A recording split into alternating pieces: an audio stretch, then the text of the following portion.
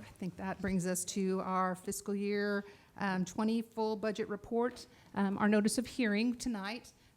And because have pretty much exhausted my ability to speak and offer anything original related to the budget since February, I'm letting Addie Lowell, our budget director, take the heavy lifting tonight, which of course I have given her the same caveat that I may want to sneak in on a slide or two before it's all said and done, but I'm going to let Addie basically take ownership of her work. She took the lead on all the state budget forms this year, and she's done a fantastic job, as evidenced by not only our superintendent when we took the budget up to see Mr.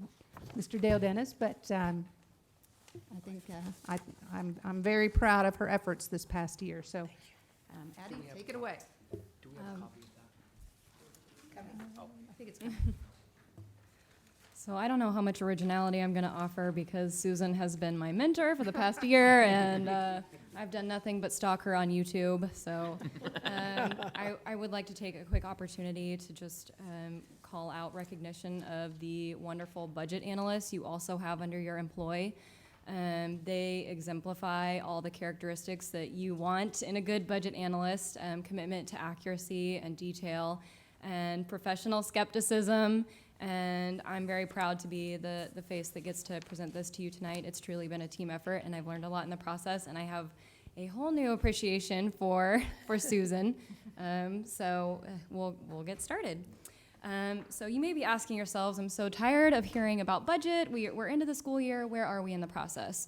We're here tonight for approval to publish our notice of hearing and to establish our official budget adoption date with you all. Not pictured on this timeline is my extended vacation that I will be taking once this is all done. So we're nearing the end, and I have learned a lot through this process, and I can't wait to be here through it all, through the whole budget process this year.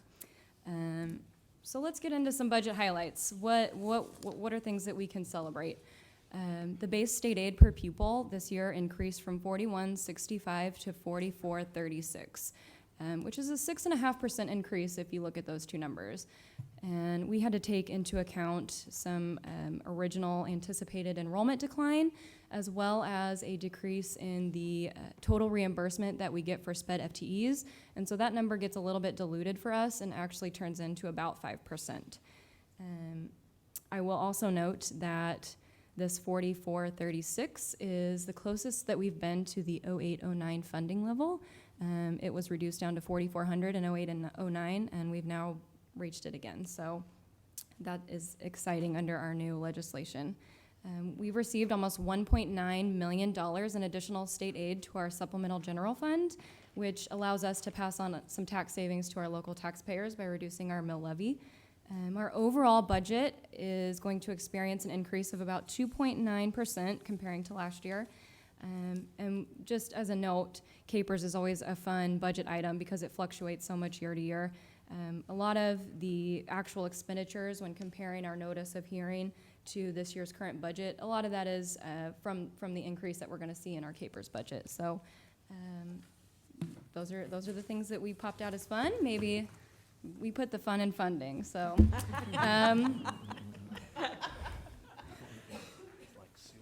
our proposed budget in total, we're looking at an increase of about $21.7 million.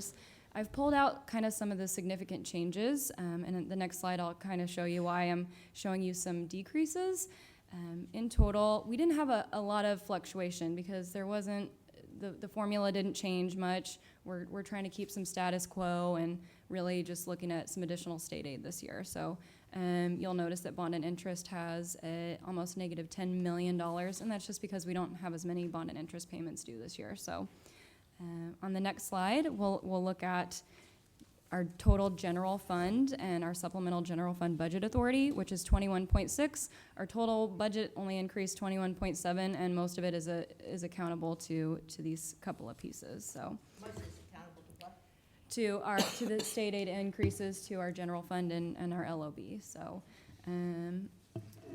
this is where I wanted to pop in just really quick. I covered this with the board in July, but I think it's worth covering one more time. I want to crosswalk those early estimates of new funding to what we think we're actually going to get in new funding to our budget. So Addie has talked a little bit about where our budget-to-budget numbers are going to look like.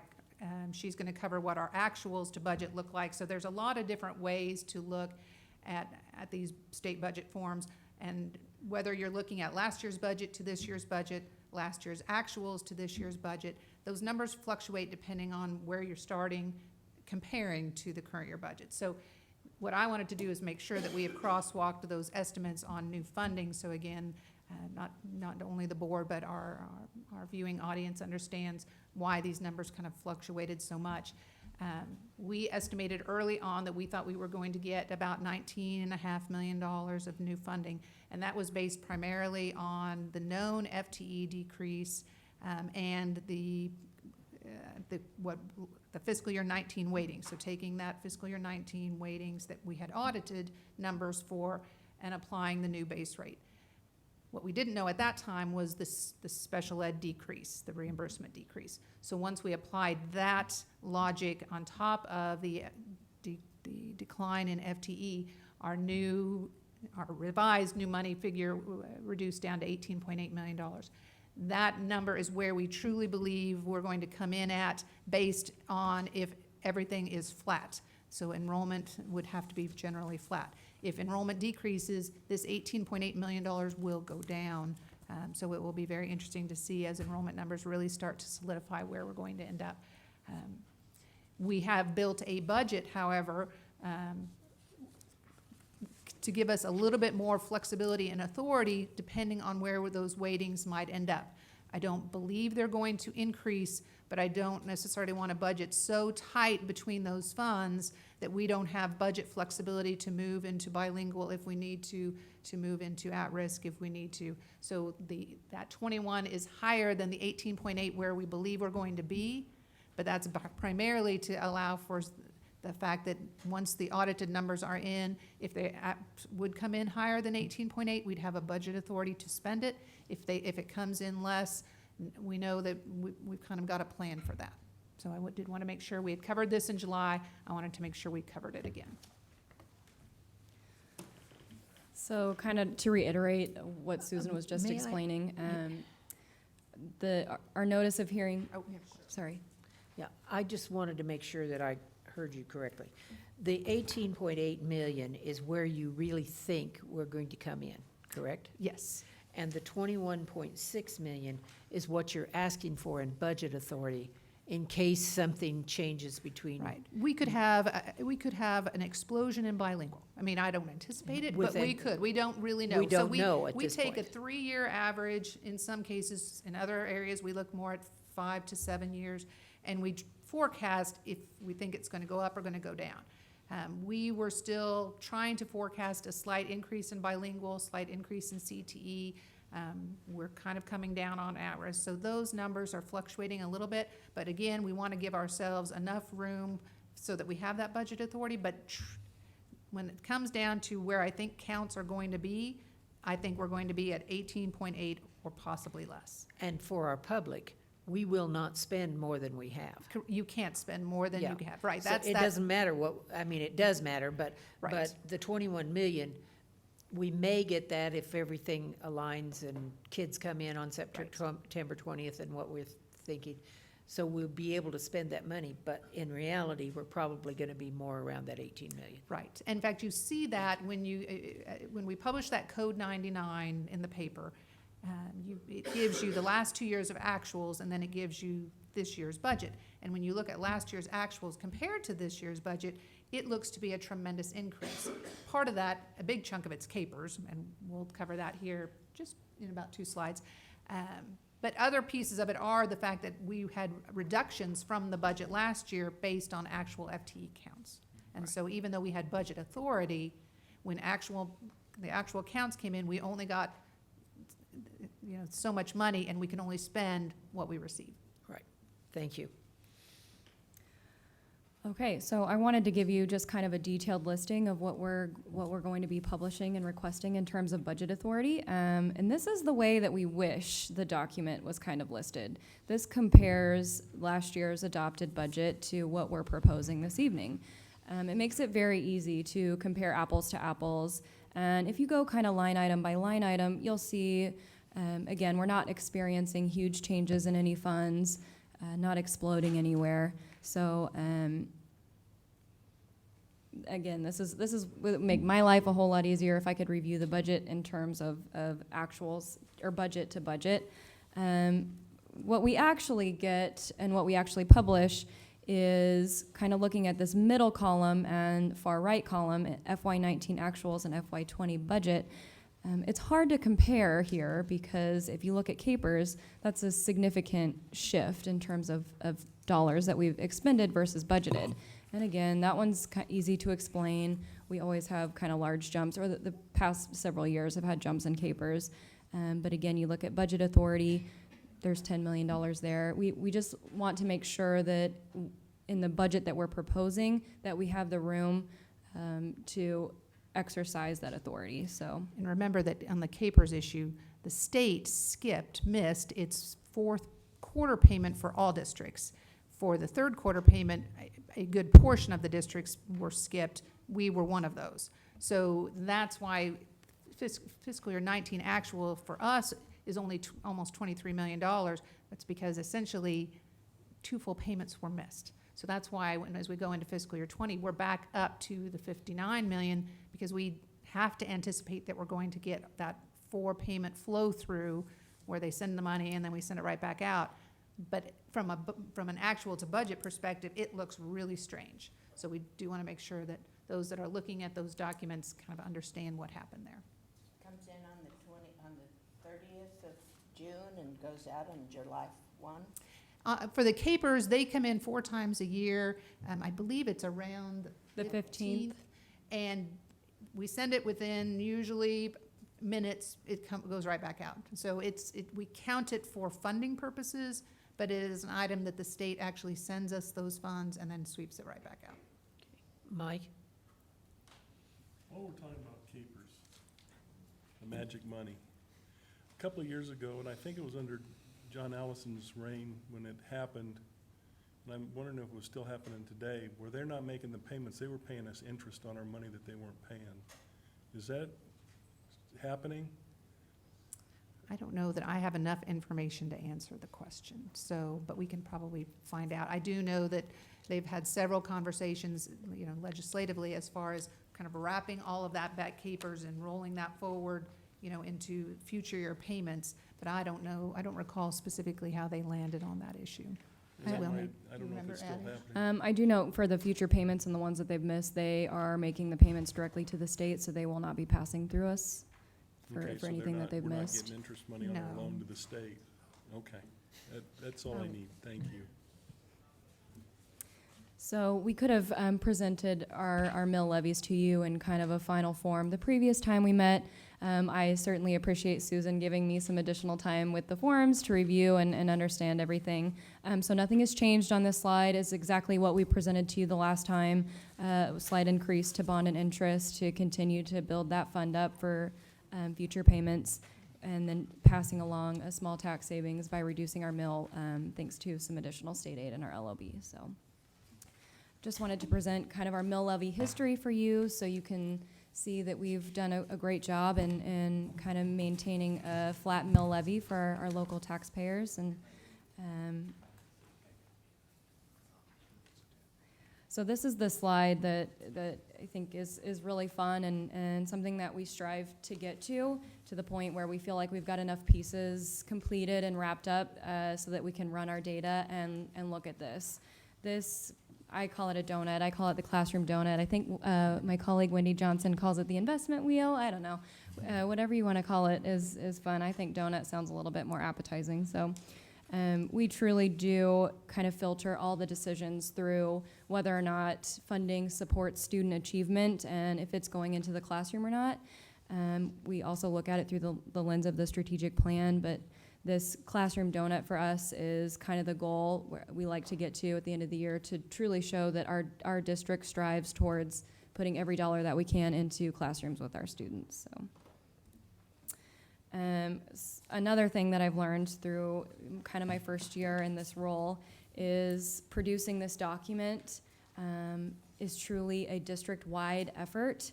It is representative of every staff that you employ. It's representative of every decision and direction that comes from you all. And it's representative of, every decision that our educational and operational leaders have made through the year as well. I, 3 years ago, I think received this document when I was in a payroll manager position, and I said, oh my gosh, another periodical from Wichita Public Schools. What am I gonna do with this? And now I have such a deep appreciation for the numbers that go into this booklet here, because it truly is representative of all of us, and it's representative of these priorities that you guys have set for us to continue to strive towards. And I think we've been able to do a lot of great things this year to keep student success on the agenda. So I think the other interesting thing to note about the list of fiscal year 20 items is that it really hasn't changed a lot over the course of the last several months, which I do think indicates a real focus for us, that we are trying to be very intentional about where we are putting funds to make sure that those funds do meet the strategic plan goals, and we're not trying to take on too much. We really want that laser focus so that we can get as much lift for the items that we are doing, as opposed to stretching those dollars perhaps over too many initiatives. So I think that fact that that list has stayed pretty consistent over these past few months is very indicative of that effort. But to recap what we've talked to you about tonight, the district's fiscal year 20 net budget increase, we are proposing a 2.9% increase to $761 million and change. This budget reflects a decrease in the overall mill levy rate of 0.462 mills, which we were able to do with the additional supplemental general fund state aid. Again, original new funding estimates for the general fund and the supplemental general fund were revised down from the original 19.6 million quoted to what we really believe where we'll land is 18.8 million, approximately, could be less depending on weightings, but that's where we believe we'll be. But however, we are requesting in those funds closer to $21.7 million of budget authority across all those funds to ensure that we have enough flexibility for what might come on 9/20. And again, I said it before, I'll say it again, how important that 9/20 count date is. So we are definitely going to be talking a lot about that as we move through the next few months. The fiscal year 20 budget reflects an 87% direct support of students within all operating funds, and the district's budget does reflect priorities as set by the board under the district's strategic plan. So we will go ahead and stop for a moment for questions before we give our final recommendation for the evening. Okay, Stan? I'm sorry, my computer's logged off and Oh. I don't have the. So on the declining enrollment, what are you, we talked about maybe flat to slightly declining. Did you feel like it was a little bit beyond slightly declining? Is that what the early indications are? Is that what the early indications are? So Superintendent Thompson, do you want to field that one? I sure will. We, of course, it's very early, so we don't want to jinx ourselves. Right. However, we do anticipate when we begin to bring back information from our partners with RSP, we do begin to see over the next few years some decline in our enrollment, not to the point where we're emptying out, but just a slight decrease. So we do anticipate, as the early indications, that it is going to mirror exactly what they are predicting will happen for us. So I'm not going to be able to give any specifics. So those who are listening or waiting to write a story about it, we don't really have any direct numbers, but we are anticipating, as we have over the last few years, just a slight decline, and we'll continue to see that slight decline over a period of time, only in certain areas of of our enrollment. So We still continue to see numbers high in high schools and our middle schools, but start to begin to see little decline of children in our elementary schools. So again, that's indicative of many reasons, and we could get into those things when we get into our RSP. But however, we do anticipate just a little decline this year. And then, what line or, on this page, where is transportation on there? Transportation is not its own fund. It sits in our supplemental general and our special education fund, so Okay, so this is just the, oh, sorry. these are just the funds in total, so. Right. Okay. Not specific line items. And then, one last question, the difference between the 21 million and the 18 million, we'll have budget authority up to 21. We anticipate 18, and how will that difference be made? So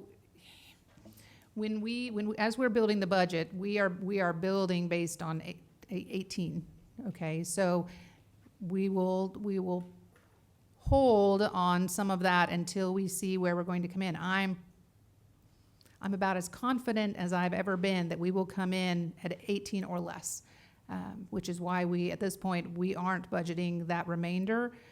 If we get to that point where our accounts are looking, are coming in much stronger than we anticipate, then I have an entire laundry list of new position requests that we're holding on, particularly para support in classrooms. Special ed has a significant amount of needs. So do the regular ed, general ed classrooms, particularly in the secondary levels, which I have not been able to meet their needs yet because we are concerned with where our final enrollment numbers are. So that would be our first place to stop along the path, is to look at some of those needs. But I sincerely do not believe we will be there. And like you said, we plan to hold at 18.8. Okay, I appreciate that clarification. Okay, I'm seeing no other questions, and you do need us tonight to vote on establishing a public hearing on the 26th? Yes, administration tonight is recommending the board establish a 6 PM, August 26, 2019 date as the public hearing and budget adoption for the 2019-20 budget. I would so move. Or Mike can Okay, do it. Mike moved and Stan seconded that we establish a public hearing for the budget on the 26th. Please vote. Passes 7-0. Thank you very much for your presentation. Thank you.